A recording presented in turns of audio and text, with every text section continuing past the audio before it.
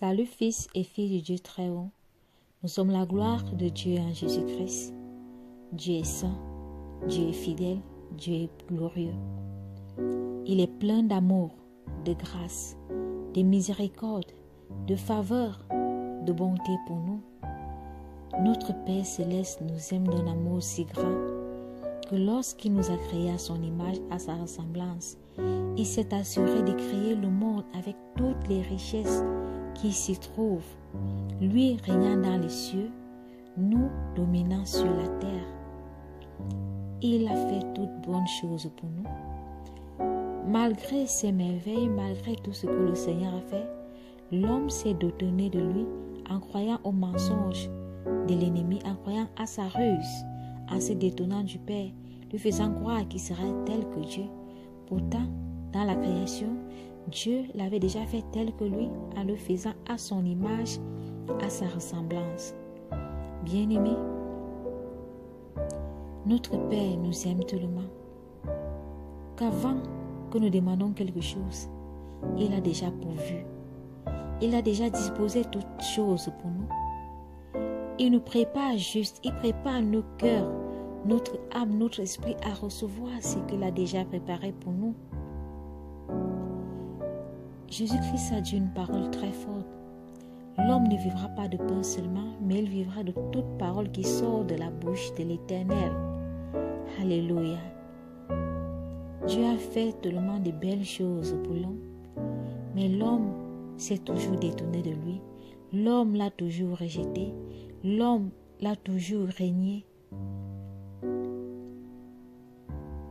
Pour quelle raison? L'homme seul sait, Dieu seul sait. Mais une chose est certaine, notre Père nous aime. Dieu peut accomplir des merveilles, des prodiges, des miracles dans la vie des hommes. Mais cela ne les transforme pas. Nous avons plein de frères, plein de sœurs, plein de personnes dans les assemblées, dans les églises, qui voient des miracles chaque jour. Le Seigneur accomplit des miracles chaque jour dans leur vie, dans leur famille, dans leur business. Mais beaucoup ne sont pas transformés. Parce que ce ne sont pas les miracles qui transforment l'homme. C'est la parole qui transforme l'homme. C'est la vie de Christ qui transforme l'homme. C'est l'obéissance à la parole de Dieu qui transforme véritablement l'homme. Parce que si les miracles devaient transformer l'homme, nous serons en train de glorifier chaque jour notre Seigneur pour les merveilles de la création, pour les merveilles qu'il accomplit chaque jour pour nous. Mais chaque jour, nous verrons des hommes désespérés, des femmes désespérées. Ils attendent un miracle. Parfois, le miracle est là, mais le cœur ne change pas. Leur vie ne change pas. Ce n'est pas le miracle qui transforme le cœur. Ce n'est pas le miracle qui transforme la vie. C'est vrai, nous voyons que Dieu est capable d'agir. Dieu est capable de changer nos situations.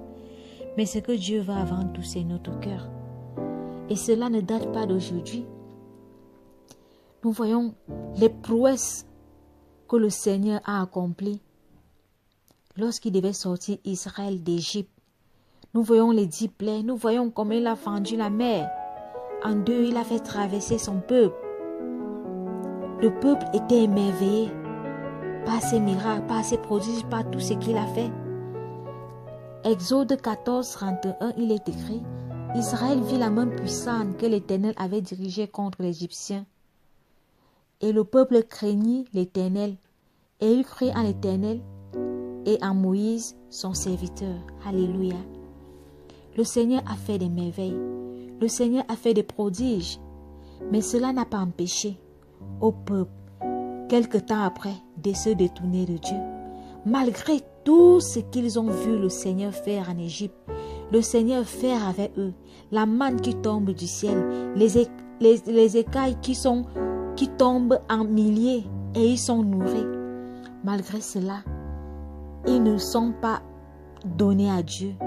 Ils n'ont pas honoré le Seigneur comme ils devaient l'honorer.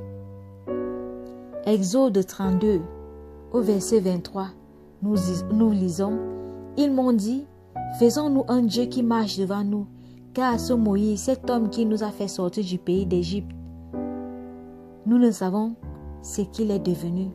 Alléluia. Après tout ce que le Seigneur a fait, après les prodiges, les miracles, les prouesses que le Seigneur a accomplies dans leur vie en Égypte et tout au long du désert jusqu'à ce que Moïse monte à la montagne pour prendre les tables de la loi, en un laps de temps, ils se sont détournés de Dieu.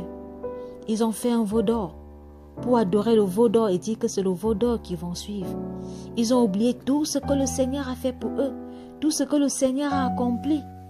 Bien-aimés, c'est ce que nous vivons aujourd'hui. Le Seigneur continue à faire des miracles.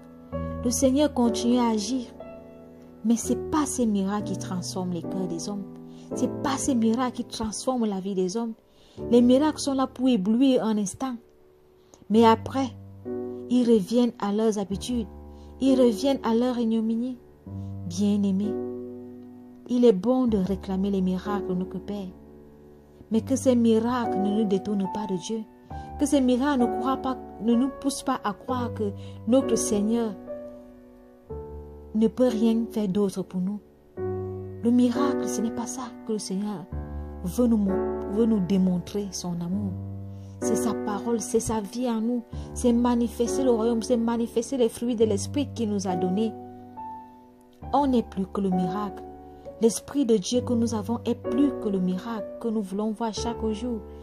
Des maladies, des guérisons, des mariages, des enfantements, de tout ce que nous pouvons voir. La parole de Dieu est plus puissante. Et c'est cette parole qui transforme. C'est cette parole qui fait plus que des miracles. C'est parce que sa parole dit encore que l'Esprit qui a ressuscité Jésus entre les morts, cet Esprit habite en nous. Et cet Esprit qui a créé le monde, il habite en nous. Lorsque nous laissons la parole de Dieu manifester sa puissance en nous, nous pouvons accomplir des choses extraordinaires. Ne soyons pas aveuglés par les miracles. Même les démons font des miracles. Le diable fait des miracles. Mais la différence entre les miracles du diable et les miracles de Dieu, c'est que la parole de Dieu a la vie. Le Seigneur nous demande de vivre sa parole, de manifester sa parole, de croire à sa parole, de vivre sa parole. Notre Seigneur Jésus, lorsqu'il a vécu sur la terre et qu'il a fait le miracle de la multiplication du pain, on l'a exalté, on l'a loué, on l'a glorifié, on l'a magnifié. On a dit, voilà enfin celui qui doit être notre sauveur, celui qui doit être notre roi. Jean 6, de 14 à 15, il est écrit, ces gens ayant vu le miracle que Jésus avait fait disaient, celui-ci est vraiment le prophète qui doit venir dans le monde. Et Jésus, sachant qu'il allait venir l'enlever pour le faire roi, se retira de nouveau sur la montagne, lui seul. Alléluia. Ils ont vu le miracle des pains et ils ont voulu faire Jésus roi. Mais cela ne les a pas empêchés, quelque temps après, de dire « Crucifiez-le, crucifiez-le ». Si le miracle des pains avait changé leur cœur, ils n'auraient pas crucifié Christ. Mais le miracle les a seulement émerveillés. Le miracle les a seulement fait croire que Dieu est capable d'agir. Et si Dieu est capable d'agir, profitons. Mais ce n'est pas ce que le Seigneur attend de nous. Il veut au-delà du miracle. Il veut notre cœur. Il veut notre vie. Il veut notre tout. Bien-aimés, dans Luc 23, 21, il est écrit, et il criait, crucifiez, crucifiez-le. Voilà ce qui voulait glorifier Jésus en le proclamant roi. Mais quelque temps après, ce sont les mêmes personnes qui disaient crucifiez-le, crucifiez-le. Bien-aimés, le plus important dans nos vies, c'est donner notre vie. C'est accepter la parole. C'est cette parole qui transforme. C'est cette parole qui renouvelle. Romains 12, 2 dit, ne vous conformez pas au siècle présent, mais soyez transformés par le renouvellement de l'intelligence, afin que vous discerniez quelle est la volonté de Dieu, ce qui est bon, agréable et parfait. C'est la parole qui transforme. C'est elle qui transforme. C'est elle qui donne la vie. Que toute la gloire, l'honneur revienne à notre Seigneur Jésus. Soyez abondamment bénis.